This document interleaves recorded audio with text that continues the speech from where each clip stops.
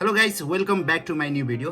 आजको भिडियोमा चाहिँ हामी कुरा गर्नेछौँ क्यानाडाको वर्किङ भिजाको फर्स्ट स्टेप, यानि कि अकाउन्ट रजिस्ट्रेसन कसरी गर्ने। अब तपाईँहरूले सोध्नुभएको छ धेरै कमेन्टहरूमा चाहिँ कसरी एप्लाई गर्ने भनेर तपाईँहरूले सोध्नुभएको कारणले गर्दाखेरि यो फर्स्ट स्टेप हामी सुरु गर्दैछौँ।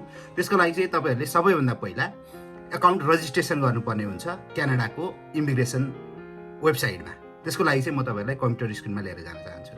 त्यसको लागि तपाईँहरूले गुगलमा गएर क्यानाडाको अफिसियल वेबसाइटमा जानुपर्ने हुन्छ, जसको लागि चाहिँ canada.ca हान्नु होला।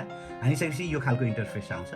यो इन्टरफेसमा चाहिँ तपाईँहरूले मेन्युमा जानु होला। मेन्युमा गइसकेपछि यहाँ जब एन्ड वर्क प्लेस भन्ने छ, यहाँनिर जब खोज्नको लागि हो यो चाहिँ।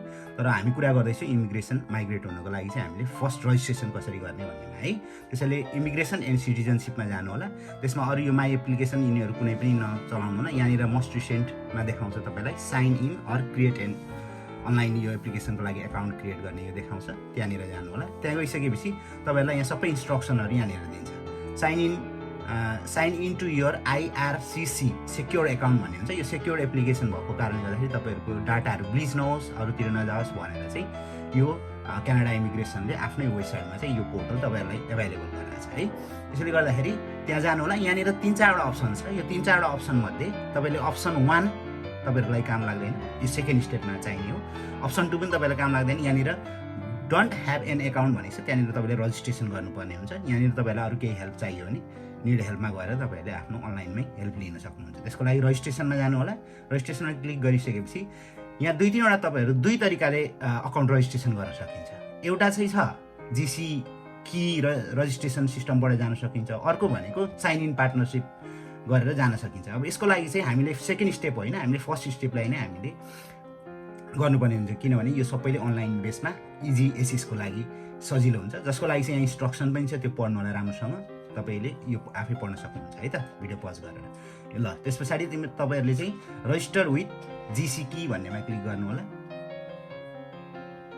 अब यो क्लिक गरिसकेपछि यहाँ अलरेडी मैले रजिस्टर गरेकोले गर्दाखेरि चाहिँ यो चाहिँ साइन इनको अप्सनहरू देखाउँछ। तर तपाईँहरूले साइन इनमा होइन साइन अपमा जानु होला। साइन अपमा गइसकेपछि तपाईँहरूलाई यहाँको टर्म्स एन्ड कन्डिसन एक्सेप्ट गर्नु लाउँछ, त्यसलाई एक्सेप्ट गर्नु होला। त्यस पछाडि यहाँनिर चाहिँ युजर नेम तपाईँहरूले हान्नु होला। यो मेरो अलरेडी हानेकोले गर्दाखेरि यो भाइट मान्दैन, जस्तै मैले यसलाई अलिकति चेन्ज गरेँ, यो गर्नु होला। त्यस पछाडि यो कन्टिन्यू गर्नुहोस्। कन्टिन्यू गरिसकेपछि तपाईँहरूले पासपोर्ट जेनेरेट गर्नु भन्छ। म एउटा पासपोर्ट जेनेरेट गरिदिन्छु, जस्तै उदाहरणको लागि।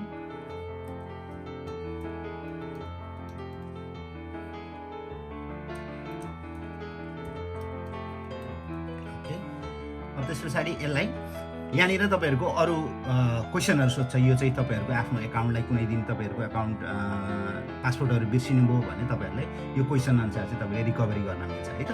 त्यसले गर्दाखेरि यो क्वेसनको एन्सर चाहिँ गर्दाखेरि तपाईँहरूले आफ्नो सम्झिने गरी गर्नु होला। जस्तै तपाईँको फर्स्ट पेजको नाम के थियो, रिकभरी रिक्वायर्ड यो मेन पर्सनहरू, यो सबै कुरा तपाईँहरूले के गर्नु होला, कन्टिन्यू गर्नु होला। सरी है त, मैले अरू केही हानिनँ, मैले सम्झिनुको लागि।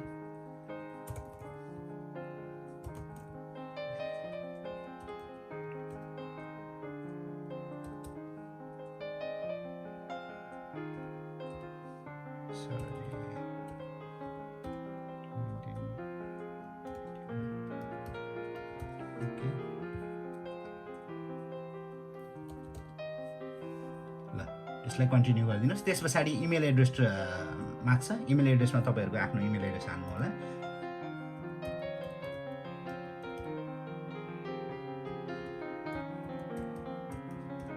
ओके, त्यस पछाडि यो इमेल एड्रेस फेरि कन्फर्म गर्नु होला।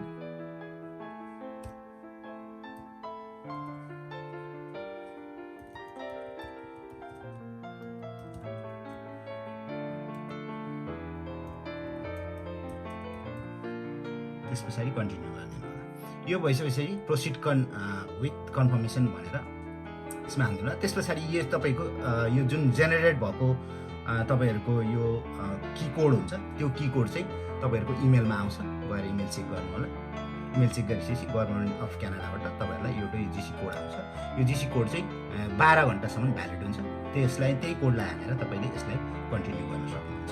यहाँनिर कोड कन्फर्मेसन कोड यहाँनिर हाल्नु। यसरी चाहिँ तपाईँहरूले आफ्नो एकाउन्ट क्रिएट गर्न सक्नुहुन्छ र यो एकाउन्ट क्रिएट गरिसकेपछि अब फर्दर अरू प्रोसेसहरू के हुन्छ भन्ने बारेमा चाहिँ हामी नेक्स्ट भिडियोमा कुरा गर्दै जाने नै छौँ।